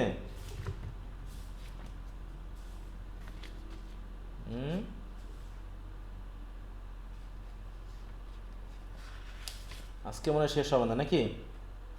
আর মনে হয় বেশি নাই নাকি স্যার? আচ্ছা, দেখি কতটুকু কি করা যায়। বলছে, in that way my commitment to my people, to the millions of South Africans I would never know or meet. বলছে, সেইভাবে আমি যে কমিটমেন্ট দিয়েছি আমার জনগণের প্রতি, হয়তো লক্ষ লক্ষ সাউথ আফ্রিকান যাদেরকে আমি চিনিও না, জানিও না, বা কখনো তাদের সাথে দেখাও হবে না, তাদের প্রতি যে কমিটমেন্ট দিয়েছি, এই কমিটমেন্টটা আমি কিসের এক্সপেন্সে দিয়েছি, কিসের বিনিময়ে? Was at the expense of the people I know best and loved most, যেগুলো আমি আমার যে সকল মানুষকে আমি বেশি ভালোবাসতাম এবং বেশি জানতাম, সেই সকল ভালো মানুষ, মানে সেই সকল আত্মীয় এবং ভালোবাসার মানুষের বিনিময়ে আমি এমন মানুষের জন্য জীবন বিলিয়ে দিয়েছি যাদেরকে হয়তো আমি চিনিও না। It was as simple yet as incomprehensible at the moment a small child ask her father. বলছে, এটা এত সহজ এবং এত মানে অবোধপূর্ণ একটা কথা, যে কথা একজন শিশু তার বাবাকে যখন জিজ্ঞাসা করে যে why can you not be with us, তুমি কেন আমাদের সাথে থাকো না, এরকম একজন সন্তান যদি তার বাবাকে জিজ্ঞাসা করে, তাহলে সেই বাবা কী উত্তর দিবে? হ্যাঁ, অ্যান্ড দ্য ফাদার মাস্ট আটার দ্য টেরিবল ওয়ার্ডস, তখন তাকে এই ভয়ানক শব্দ উচ্চারণ করতে হয়। কী শব্দ? যে there are more children like you, a great many of them. বলছে, তোমার মতো এরকম অসংখ্য চিলড্রেন আছে যারাও তাদের বাবাদের সাথে থাকতে পারে না। And then one's voice trails off, তারপরে আর কিছু বলার থাকে না, ভয়েস বন্ধ হয়ে যায়। হ্যাঁ, কণ্ঠস্বর বন্ধ হয়ে যায়। যে এরকম একজন সন্তান যখন তার বাবাকে জিজ্ঞেস করে তুমি আমাদের সাথে কেন থাকো না, তখন কী উত্তর থাকতে পারে? কোনো উত্তর নেই। তাই বলছে, I was not born with a hunger two be free, আমি মুক্ত হওয়ার হাঙ্গার নিয়ে নিশ্চয় জন্মাই নেই, বরং আই ওয়াজ বর্ন ফ্রি, আমি তো মুক্তভাবেই জন্মেছি। Free in every way that I could know, বলছে যে কোনো উপায়ে আমি free. Free to run in the fields near my mother's heart, না, আমি আমার মায়ের বাসা তার আশেপাশে দৌড়ে বেড়ানোর জন্য মুক্ত ছিলাম। Free to swim in the clear stream that ran through my village, আমার গ্রামের ভিতর দিয়ে যে নদী বয়ে গেছে, খাল বয়ে গেছে, সেখানে সাঁতারের মতো ফ্রিভাবে আমি জন্মগ্রহণ করেছিলাম। Free to roast measles under the stars, দেখো মিলস মান কি, ভুট্টা পুড়িয়ে খাওয়ার মতো নাকি, মুক্ত আকাশের নিচে। And ride the broad back of slow moving bulls, এবং সেই বিশাল চওড়া পিঠের অধিকারী ধীরে চলা যে ষাঁড়, তার পিঠের উপরে চড়ে ঘুরে বেড়ানোর মতো মুক্তভাবেই আমি জন্মগ্রহণ করেছিলাম। As long as I obeyed my father and abided by the customs of my tribe, যতদিন পর্যন্ত আমি আমার বাবার এবং আমার সমাজের নিয়মগুলোকে মেনে চলেছিলাম, I was not travelled by the laws of man or God, ততদিন পর্যন্ত মানুষের বা গডের কোনো নিয়মই আমাকে ট্রাভেল করেনি। কিন্তু এই যে স্বাধীনতা, যে আমি ইচ্ছামতো ঘুরে বেড়াতাম, নদীতে সাঁতার কাটতাম, হ্যাঁ, গরুর পিঠে চড়ে ঘুরে বেড়াতাম, এই যে উন্মুক্ত পরিবেশ, তখন নেলসন ম্যান্ডেলা বলছে, it was only when I began to learn that my boyhood freedom was an illusion, যে যখন আমি আসলেই জানতে শিখলাম যে শিশুকালের যে ফ্রিডম এটা জাস্ট একটা ইলিউশন। তাহলে নেলসন ম্যান্ডেলার মতে আমরা যে ফার্নহিল পড়লাম, ফার্নহিল পড়ছি না, বা যে পিয়ানো পড়লাম চাইল্ডহুড নিয়ে, তাহলে চাইল্ডহুড কি একটা সুখের সময়, সেই সুখটা আসলে কিসের, মানে দায়িত্ব জ্ঞানহীন সুখ, তাই না, মানে কাণ্ড জ্ঞানহীন সুখ। তাই এখানে নেলসন ম্যান্ডেলা বলতেছে যে বাল্যকালে, ছোটোকালে যে স্বাধীনতা আমি অর্জন করেছিলাম বা ভোগ করেছিলাম, সেটা আসলে একটা মোহ ছিল। When I discovered as a young man that my freedom had already been taken from me, তো আমি যখন ইয়ং ম্যান হিসাবে বুঝতে পারলাম যে আসলে আমার স্বাধীনতা আমার কাছ থেকে কেড়ে নেওয়া হয়ে গেছে, that I began to hunger for, যে স্বাধীনতার জন্য আমি অলরেডি ক্ষুধার্ত হতে শুরু করেছি। At first as a student I wanted freedom only for myself, বলছে ছাত্র হিসাবে আমি শুধু কি চাইতাম, ওই রকম স্বাধীনতা পাইতাম, মানে চাইতাম, that transitory freedom of being able to stay out at night, read what I please and go where I choose. তাহলে ছাত্র হিসাবে আমি চাইতাম আমার যখন খুশি রাতের যত মানে গভীরে হোক আমি পড়বো, আমি যা খুশি আমি তাই পড়বো, আমার যেখানে খুশি আমি সেখানে যাব। আমি তখন ফ্রিডম বলতে আসলে এটাকেই বুঝতাম, আর এই ধরনের ফ্রিডমই আমি চাইতাম। Letter as a young man in Johannesburg, কিন্তু জোহানেসবার্গের একজন ইয়ং ম্যান হিসাবে I yarn for the basic and honourable freedoms of achieving my potential. তারপর যখন আমি কলেজে গেলাম জোহানেসবার্গে, তখন আমি সেই ধরনের ফ্রিডম চাইলাম যেটা হবে বেসিক অ্যান্ড অনারেবল, কী করার জন্য, অ্যাচিভিং মাই পটেনশিয়াল, মানে আমার যে প্রতিভা সেটাকে প্রকাশ করার জন্য, অফ আর্নিং মাই কিপ, নিজস্ব ইনকাম করার জন্য, of ম্যারিং and having a family, বিয়ে করার জন্য এবং একটা পরিবার গঠন করার জন্য যে স্বাধীনতা, সেটা আমি চাইতাম। The freedom not to be obstructed in a lawful way, তো আমি এমন স্বাধীনতা চাইতাম যেগুলো কখনোই আইনানুগভাবে বাধা সৃষ্টি করা যায় না এগুলো পেতে। তাহলে এই যে স্বাধীনতা, তাই না, আমি পেতাম স্কুল স্টুডেন্ট হিসেবে। ছোটোবেলায় তো ইচ্ছা মতো ঘুরে বেড়াতাম, সেখানে তো কেয়ারলেস ছিলাম। তারপরে যখন ইয়াং হলাম তখন ইউথের যে ফ্রিডম সেগুলো চাওয়া শুরু করলাম, যে আমি সুন্দরভাবে পড়াশোনা করব, আমার যা খুশি আমি তাই করব। আমি কলেজে গেলাম, সেখানে গেলেও আমি আমার প্রতিভাকে প্রকাশ করার চেষ্টা করেছি, ভালো চাকরি পাওয়ার জন্য ইচ্ছা পোষণ করছি, বিয়ে করব, পরিবার গঠন করব, এই সকল ফ্রিডম আমি তখন চাইতাম। এবং সেগুলো বাধা দেওয়ার মতো ক্ষমতা কোনো আইনানুগ পন্থাতে বা এরকম কোনো নিয়ম নাই, মানে আমি এগুলো পাবই। তাহলে আমি এগুলোকে স্বাধীনতা মনে করতাম। But then I slowly saw that not only was I not free, but my brothers and sisters were not free. তারপরে ধীরে ধীরে আমি বুঝতে শিখলাম যে শুধু আমিই না, বরং আমার ভাই বোন কেউই আসলে ফ্রি নয়। I saw that it was not just my freedom that was curtailed. শুধু যে আমার ফ্রিডম এটাকেই কেটে ফেলা হয়েছে বা স্টপ করে দেওয়া হয়েছে তা নয়, but the freedom of everyone who looked like I did. হ্যাঁ, যেমনটা আমি আশা করছি ফ্রিডম পাওয়ার জন্য, প্রত্যেকের ফ্রিডমকে কী করা হয়েছে, কার্টেল করা হয়েছে, সীমাবদ্ধ করে দেওয়া হয়েছে বা স্বাধীনতাকে ছিন্ন করা হয়েছে। That is when I join the African National Congress. আর এইগুলো যখন আমি বুঝতে পারলাম তখনই আমি এএনসিতে যোগ দিয়েছিলাম। And that is when the hunger for my own freedom became the hunger, greater hunger for the freedom of my people.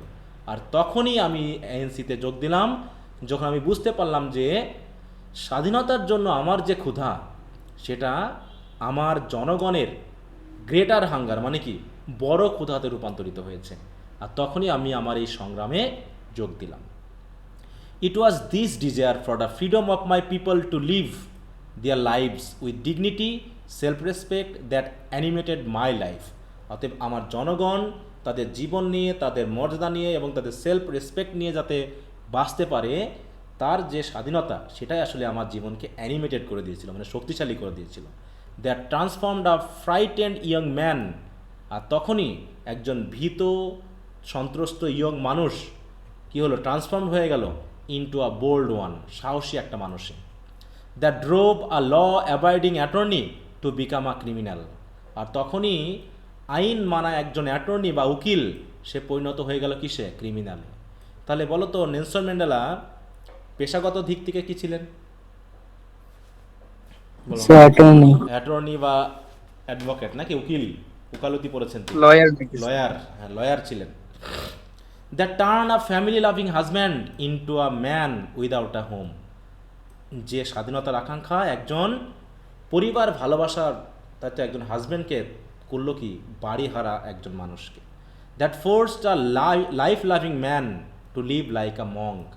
আর যে মানুষটা একসময় জীবনকে ভালোবাসতো সে জীবন বাদ দিয়ে সাধুর মতো করে যেন জীবন যারা শুরু করলো, মানে পুরো পরিবর্তন হয়ে গেলেন তিনি।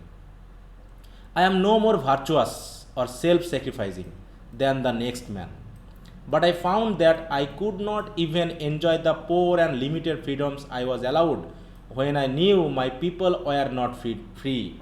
বলছে আমি অবশ্য বেশি ভার্চুয়াসও ছিলাম না বা সেলফ স্যাক্রিফাইসিংও ছিলাম না, কিন্তু যখন আমি দেখলাম যে আমার জনগণ, তাই তো, যারা আছে তাদেরকে অ্যালাউ করা হচ্ছে না, আই ওয়াজ অ্যালাউড, তাহলে আমি যে পোর বা লিমিটেড ফ্রিডম পেয়েছি বা যেটা আমাকে অ্যালাউড করা হয়েছে সেটাও হয়তো আমার জনগণ পাইতো না। মানে আমি হয়তো অ্যাটর্নি হিসাবে কিছু ফ্রিডম তো আমি এনজয় করতামই, কিন্তু যখন দেখলাম আমার দেশের জনগণকে সে স্বাধীনতাও দেওয়া হচ্ছে না, তখনই কি হলো, আমি আরও বেশি সংগ্রামী হয়ে উঠলাম। ফ্রিডম ইজ ইনডিভিজেবল, স্বাধীনতা আসলে খণ্ড করা যায় না। The change on any one of my people were the change on all of them. অতএব কোনো একজনের বিরুদ্ধে বা কোনো একজনকে যদি চেনে আটকানো হয়েছে তাহলে বুঝতে হবে এই চেন যেন দেশের সকলকে আটকিয়েছে। The chain on all of my people were the change on me. অতএব আমার জনগণের উপরের যে চেন, যে বাধা, যে পরাধীনতা, এটা আসলে আমার উপরেও পরাধীনতা। চেন কি সিম্বলাইজ করছে বলো তো?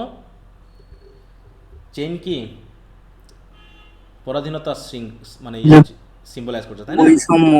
বৈষম্য, তাই না? তাই বলছে it was during those long and lonely years.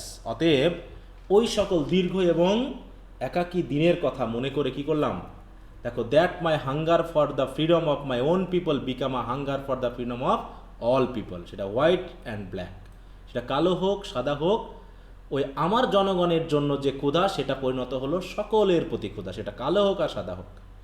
I knew as well as I knew anything that the oppression must be liberated just as surely as the oppressed. অতএব যারা অত্যাচারী, তাহলে অত্যাচারিত যারা হচ্ছে তাদেরকে যেমন মুক্ত করা প্রয়োজন, তেমনি যারা অত্যাচার করছে তাদেরও আসলে মুক্ত হওয়া প্রয়োজন।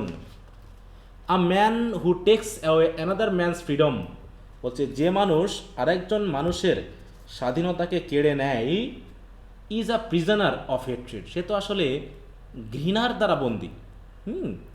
হি is locked behind the bars of prejudice and narrow mindedness. অতএব সে তো প্রেজুডিস এবং ন্যারো মাইন্ডেডনেসের জেলখানায় বন্দী। লকড বিহাইন্ড দ্য বার্স মানে জেলে বন্দী নাকি? I am not truly free if I am taking away someone's else freedom. তাই বলছে যখন আমি অন্যের ফ্রিডম কেড়ে নিচ্ছি তখন নিশ্চয় আমি নিজে স্বাধীন হতে পারি না। এটা কি ওই যে শুটিং অ্যান্ড এলিফেন্টের মতো কথা না এটা? বলো তো, বলো। যে আমরা যখন এই যে নেটিভদের অত্যাচার করছি তখন আসলে অত্যাচার আমরা নেটিভদের করছি তা নয়, বরং আমরা স্বাধীনভাবে কাজ করতে পারছি না। বলছে just as freely as I am not free when my freedom is taken from me. তাই বলছে যে আমি, বলছে if I am taking away someone's own, মানে সামওয়ানস ফ্রিডম, বলছে আমি যখনই অন্যের স্বাধীনতা কেড়ে নিব তখন এটা এমনই হবে যে হয়তো আই অ্যাম নট ফ্রি, কারণ আমার ফ্রিডমও যেন আমার কাছ থেকে কেড়ে নেওয়া হয়ে গেছে। অতএব the oppressed and oppressor alike are robbed of their humanity. অতএব অত্যাচারী এবং যারা অত্যাচারিত হচ্ছে উভয়েরই যেন হিউম্যানিটিকে রোবড করা হয়ে গেছে। সুতরাং when I walked out of the prison, তারপরে যখন আমাকে জেল থেকে মুক্ত করা হলো, দ্যাট ওয়াজ মাই মিশন, আমার একটাই লক্ষ্য ছিল। খেয়াল করো তার মিশনটা কী ছিল? To liberate the oppressed and the oppressor both. তাহলে অপ্রেসড এবং অপ্রেসার উভয়কে মুক্ত করা ছিল আমার mission. Some say that has now been achieved, অনেকেই বলে এটা তো অর্জন হয়ে গেছে। But I know that that is not the case. এখনও সেটা হয়নি। দ্য ট্রুথ ইজ, সত্য কথা হলো, we are not yet free, আমরা এখনও মুক্ত হতে পারিনি। We have merely achieve the freedom two be free, the right not to be oppressed. হ্যাঁ, আমরা হয়তোবা স্বাধীন হওয়ার মতো স্বাধীনতা অর্জন করেছি, কিন্তু অত্যাচারিত না হওয়ার যে রাইট, সেটা এখনও আমরা অর্জন করতে পারিনি। We have not taken the final step of our journey, বলছে আমরা এখনও আমাদের জার্নির ফাইনাল স্টেপ বা শেষ পদক্ষেপ নিতে পারিনি, বরং but the first step on a longer and even more difficult road, বরং আমরা শুধু শুরু করলাম, আরও বেশি দীর্ঘ এবং কঠিন রোডে হাঁটা শুরু করলাম। For to be free is not merely to cast off one's chain, অতএব মুক্তি মানেই শুধু শৃঙ্খল থেকে মুক্ত পাওয়াই নয়, but to live in a way that respects and enhances the freedom of others, বরং স্বাধীনতা মানে এমনভাবে আমাদের বসবাস করতে হবে যাতে অন্যের স্বাধীনতার এবং সম্মানটা কী হয়, আরও বেশি বৃদ্ধি পায়। The true test of our devotion to freedom is just beginning, বলছে স্বাধীনতার প্রতি আমাদের যে ডেভোশন, আমাদের যে একাগ্রতা, সেটার যে টেস্ট, সেটা আসলে শুরু হলো এখন। I have walked that long road to freedom, আর আমি স্বাধীনতার সেই যে দীর্ঘ পথ আমি ভ্রমণ করেছি। I have tried not to falter, আমি পড়ে যাওয়ার চেষ্টা করি নাই, ফিরে যাওয়ার চেষ্টা করি নাই। I have made missteps along the way, আমি অনেক ভুল করেছি, ভুল পদক্ষেপ নিয়েছি। But I have discovered the secret, তবে এই গোপন কথাটাও আমি ডিসকভার করেছি যে after climbing a great hill, যে বড় একটা পাহাড়ে ওঠার পর, ওয়ান অনলি ফাইন্ডস, একজন খুঁজে পায় যে there are more hills to climb, নাকি মানে একটা পাহাড়ে ওঠার পর আরেকজন আবিষ্কার করে যে আরও পাহাড় আছে ওঠার জন্য। অতএব একটা পাহাড় আবিষ্কার করা মানে, ওঠা মানেই সকল পাহাড়কে জয় করা নয়। I have taken a moment here to rest, to steal a view of the glorious vista that surrounds me, to look back on the distance I have come, বলছে এখানে এসে আমি একটু রেস্ট নিলাম এবং পিছনে আমার যে দিনগুলো, সেইগুলোকে একটু দেখার চেষ্টা করলাম যে আমি কত দূর পেরিয়ে এসেছি। To look back on the distance I have come, মানে কত দূরত্ব আমি পেরিয়ে এসেছি, এটা আমি দেখার চেষ্টা করলাম। I can rest only for a moment, আমি কিছুক্ষণের জন্য হয়তো রেস্ট নিতে পারি। For with freedom come responsibility, কিন্তু আমি বেশিক্ষণের জন্য রেস্ট নিতে পারবো না, কারণ কি, স্বাধীনতার সাথেই দায়িত্ব চলে আসে। আই ডেয়ার নট লিঙ্গার, আমি আর দেরি করতে চাচ্ছি না। For to my long, steal a view of, sorry বলো। হ্যাঁ to steal a view of glorious vista. হ্যাঁ, মানে স্টিল মানে কি, একটু গোপনে দেখে নেওয়া, স্টিল মানে গোপনে দেখে নেওয়া। টু স্টিল আ ভিউ মানে দেখে নেওয়া কি, the glorious vista that surrounds me, vista মানে কি, এলাকা, এরিয়া, এই যে আমার পাশে এত মানুষ, চারিদিকটাকে আমি একটু দেখে নেওয়ার চেষ্টা করলাম। মানে আমি যে কথা বলছি, কথা বলতে বলতেই আমি আমার আশেপাশে দেখে নিয়েছি, কথা বলতে বলতে আমি ভেবে নিয়েছি কত দূর আমি এসেছি, তাই তো। তাই বলছে কি, আমি হয়তো বা কিছুক্ষণের জন্য, কিছু সময়ের জন্য রেস্ট নিতে পারি, কিন্তু সারা জীবনের জন্য আমি রেস্ট নিতে পারবো না, কারণ কি, আমার স্বাধীনতার সাথে সাথে অনেক রেসপন্সিবিলিটি চলে এসেছে, সেগুলো তো পারফর্ম করতে হবে। সুতরাং আই ডেয়ার নট লিঙ্গার, আমি আর দেরি করার সাহস করছি না। For my long walk is not yet ended, কারণ আমার এই দীর্ঘ পথযাত্রা এখনও শেষ হয়নি। শেষ করলাম নাকি এক সিটিংয়েই? তা বুঝতে পেরেছো বিষয়টা? হ্যাঁ স্যার। তাহলে আরেকবার একটু দেখে নিবা, এখানে অনেক কথা আছে যেগুলো মোটামুটি আমাদের ব্রড কোশ্চেনের জন্য আমাদেরকে করবে। তাহলে তোমাদের একটু কাজ হলো সামারিটা আবার একটু পড়ে নেওয়া। হ্যাঁ, ইন্ট্রোডাকশন এবং সামারিটা আবারও পড়বা বাড়িতে আগে, তারপরে কোশ্চেন। ইন্ট্রোডাকশন এবং সামারি পুরোটা রিডিং দিবা। তাহলে এই হলো ব্যাপার। তাহলে আমরা মোটামুটি জি স্যার। লিটার পিয়ানো পড়লাম, long walk two freedom, literary terms কি, লিটারি টার্মস কি পড়ান লাগবে? এগুলো মনে হয় ছোটো ছোটো বিপ কোশ্চেন আসে, ওটা তো সহজ হবে, তাই না? ওটা কঠিন হওয়ার কথা না। তারপরে একটু তোমরা মেজর মেজর বিষয়গুলো একটু দেখে নিও। আমি এই তো মোটামুটি এই হলো আমাদের পড়ার বিষয়। আচ্ছা, অতএব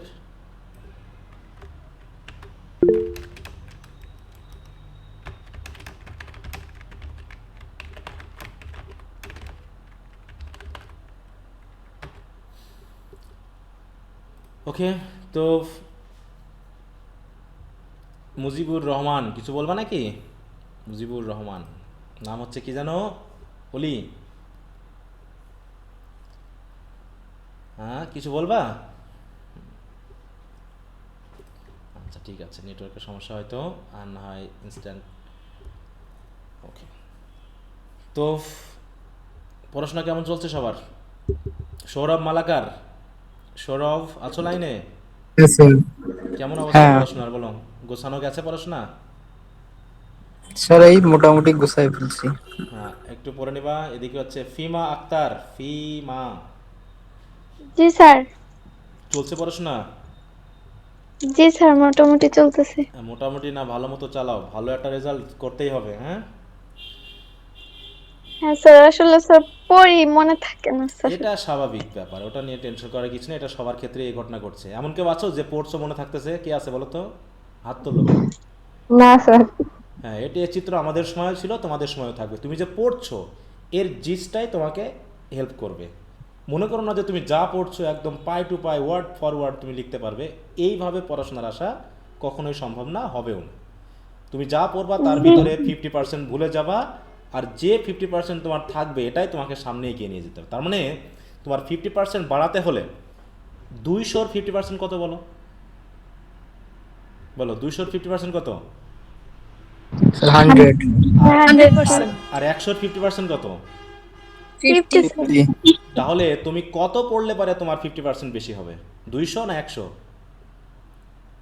200। তাহলে তোমাকে 200 পড়া লিখতে হবে, যাতে 200 পড়ার ভিতরে যদি তুমি 50% ভুলেও যাও তার জন্য ওই রকম 100% থাকে।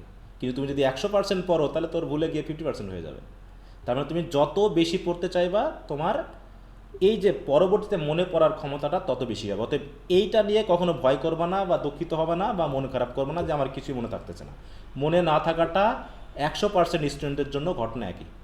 পরীক্ষায় প্রশ্ন হাতে পাওয়ার পরেই তুমি যা পড়েছিলা সব মাথা থেকে বেরিয়ে যাবে, শুধু থাকবে হচ্ছে যেগুলো প্রশ্নে তুমি পাবা সেইগুলো। তখন তোমার মাথাটা হালকা হয়ে যাবে, তখন দেখবা যে কি পরিমাণ মনে আসে। হুম, তখন শুধু তুমি শুধু এমনও হবে যে একটা জিনিস হালকা জেনেছো, তখন তোমার মনে হবে ইস রে, এটা যদি আরেকটু জানতাম আমি 10 পেজ লিখে দিতে পারতাম। তখন লেখার যে জোশটা সেটা এমনি চলে আসবে। এই জন্য 200% পড়াশোনা করো, যাতে 50% ভুলে গিয়ে 100% পড়াশোনা হয়। এই জন্য সর্বোচ্চটা সময় দাও, স্যার, সময় থাকতে থাকতে। হ্যাঁ রমি। স্যার পয়েমের মধ্যে যে মানে আমরা কোয়েশ্চেনের মধ্যে যে ওই পয়েমের লাইনগুলা দিই আর কি, হ্যাঁ হ্যাঁ, ওগুলো ভুলে গেলে মানে আমাদের কি করলে একদম মনে থাকবে? অনেক সময় হয় কি লাইনগুলো একটু এলোমেলো হয়ে যায় বা ভুলে যাওয়া ওগুলো তোমরা যায় ওটা। হচ্ছে চেষ্টা করবা মাঝে মাঝে যখনই যে পয়েন্টটা নিয়ে কাজ করবা বা পড়বা ওগুলো একটু লিখবা, মাঝে মাঝে লিখবা, বুঝতে পারছো? এবং মোটামুটি বেশি জি করে স্যার। পড়ার চেষ্টা করবা, দেখবা যে ওর ভিতরে তুমি যদি 5টা পড়ো অন্তত 3টা মনে পড়বে। কিন্তু যদি তুমি 3টা পড়ে যাও দেখবা যে একটা মনে পড়তেছে। অতএব বেশি পড়ার হরাইজনটা বাড়াও, তোমার দেখবা যে পরীক্ষার হলে গিয়ে তোমার বাদ দিয়ে যেতে একটা বেশ একটা মানে একটা অ্যামাউন্ট কিন্তু থেকে যাবে। কিন্তু যারা এগুলো পড়ছে না, মানে মনে থাকছে বলে পড়ছে না, তারা কিন্তু কিছুই মনে করতে পারবে না।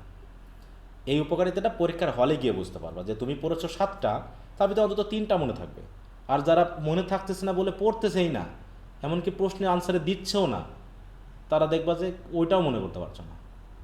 কারণ কি, একটা জিনিস খেয়াল করবা, যে 10 কেজি মানে ওজন তুলতে পারে তার কেজি কি 5 কেজি কোনো সমস্যা?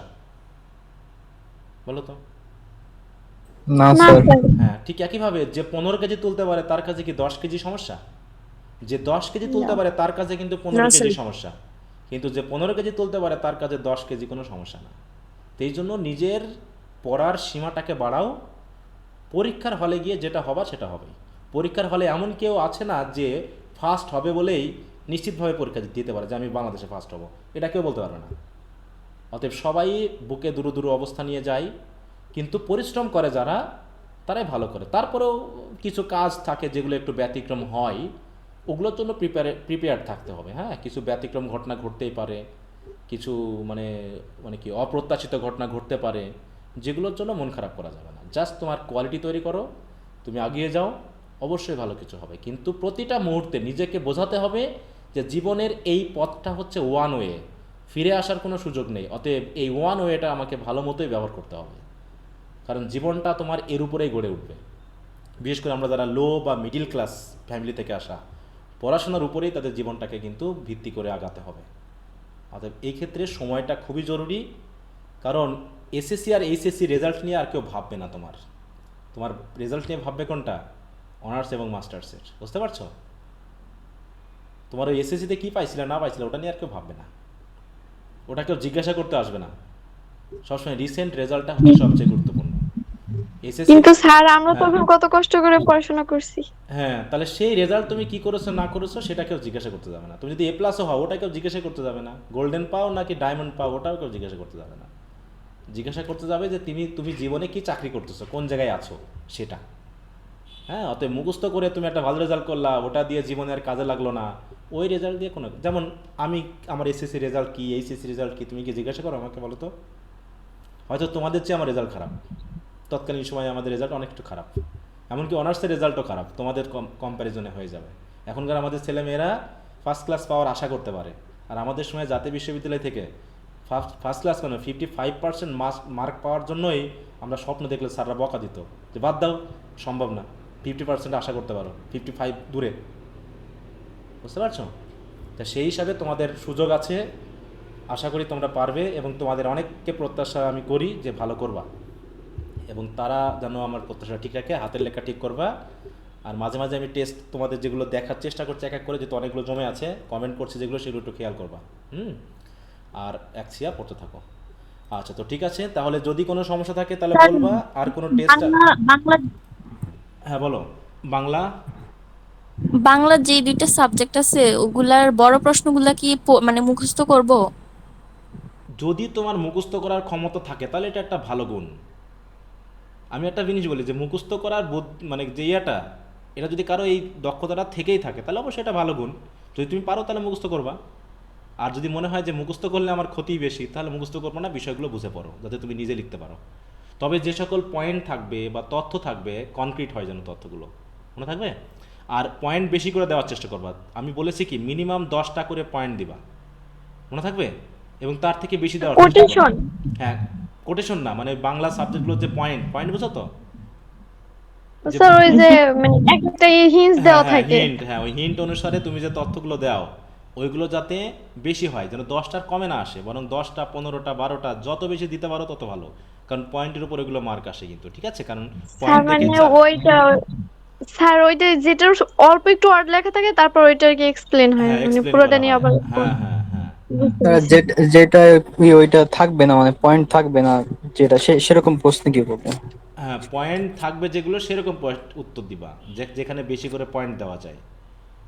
সো পয়েন্ট তো দেয়া থাকে বেশিরভাগ কোশ্চেন নেই, হ্যাঁ আনসারেই। তাহলে হ্যাঁ ওই জন্য পয়েন্ট, কোশ্চেনে দেওয়া থাকে স্যার। হ্যাঁ ওই জন্য যত বেশি পয়েন্ট দিতে পারবা তত ভালো। দরকার হলে পয়েন্ট কম হলে পয়েন্ট ভেঙে ছেড়ে দু একটা বানিয়ে ফেলবা, বুঝতে পারছো? নিজে থেকে পয়েন্ট বানাবা 2-4টা, বুঝা গেল? স্যার পয়েন্টের ভিতরে যে এক্সপ্লেনেশন গুলো দিব এগুলা মানে কত বড় হতে হবে? সেটা তোমার টাইম অনুসারে যতক্ষণ দিতে পারবা। তোমার টাইম হলো আচ্ছা, সবচেয়ে বড় মানে ব্যাপার। লেখা যায় না আমি যদি বেশি স্যার। 10-12 প্যারা করে লিখি তাইলে আমি হচ্ছে 3-4 লাইন করে দিলে কি কম হবে নাকি আরো দেয়া লাগবে? আমি তো আগেই বলেছি এই প্রশ্নের উত্তরটা আমি দিতে পারি না এই কারণেই যে খাতা দেখা হয় কম্প্যারিজনে, বুঝতে পারছো? আচ্ছা, বুঝতে পেরেছি। এখন জি তুমি স্যার। মনে করো 13টা দিয়েছো 2 লাইন করে, আর একজন 15টা দিয়েছে 4 লাইন করে, তাহলে কে বেশি মার্ক পাবে? 15টা। তাহলে এইটাই তুমি, মানে মূল কথা হলো সময়ের ভিতরে তুমি সর্বোচ্চটা দেওয়ার চেষ্টা করবে, এটা হলো বাংলা কথা। জি স্যার। হ্যাঁ, এছাড়া এর কোনো স্ট্যান্ডার্ড নেই। এই যে রচনার মতো স্যার হ্যাঁ এগুলো। রচনার মতো, হ্যাঁ রচনা, যত পেজ লিখতে পারো আর যত বেশি তথ্য দিতে পারো, তবে আজগুবি জিনিস এই দিও যে না। সূচনা থাকে, তারপর হ্যাঁ উপসংহার থাকে। থাকে, হ্যাঁ হ্যাঁ, এই দুটো বাদ দিয়ে 10টা করে পয়েন্ট যেন ভিতরে থাকে, মনে থাকবে এই। রে বাপরে। জি আচ্ছা, স্যার। আর পয়েন্ট কম হলে গেলে অন্য কারো বই থাকলে একটু ছবি টবি তুলে দিতে বলবা, দিয়ে পয়েন্ট দিয়ে একটা বাড়িয়ে নেওয়ার চেষ্টা করবা। তোমাদের তো যেহেতু গ্রুপ করে দেওয়া আছে, আশা করি গ্রুপের কাজটা তোমরা করতেছো। স্যার আমাদের গ্রুপে তো কেউ কথা বলে নাই, যদি কেউ জিজ্ঞেস করে তাহলেও মানে কোনো কথা নাই, কে আছে না আছে গ্রুপের কোনো ইয়েই নেই স্যার। কি তাই একটা না? অবস্থা। তাহলে কি বলবো বলো, তোমরা যদি আচ্ছা চুপ থেকে থেকে নিজেরাই নিজের মতো করে চলতে চাও তাহলে এখন কি বলবো এই শেষ মুহূর্তে এসে? স্যার কারো কাছে জিজ্ঞেস করবো যে এইটা কি বা এরকম কিছু তোমাদের কাছে আছে কিনা, এই প্রশ্নটা একটু দাও, ওর কেউ নাই, কেউ নাই না? জিগেলেও কেউ তাহলে না হোয়াটসঅ্যাপে নক স্যার। দিবা, হোয়াটসঅ্যাপে অনেকেই আছে যারা হেল্প করবে। এখন আসলে তোমাদের নিয়ে আর আমি কথা বলতে চাচ্ছি না, কারণ শেষের দিকে আমিও মাথা গরম করতে চাচ্ছি না, আর তোমাদের উপর ছেড়ে দিয়েছি শেষের দিনগুলো। বুঝতে পারছো? কারণ আর মাথা গরম করবো না, যাদের স্যার যাদের বাংলা যে দুই সাব হ্যাঁ বলো। হুম। স্যার বাংলা যে দুই সাবজেক্ট ওটা কি সাজেশনের বাইরে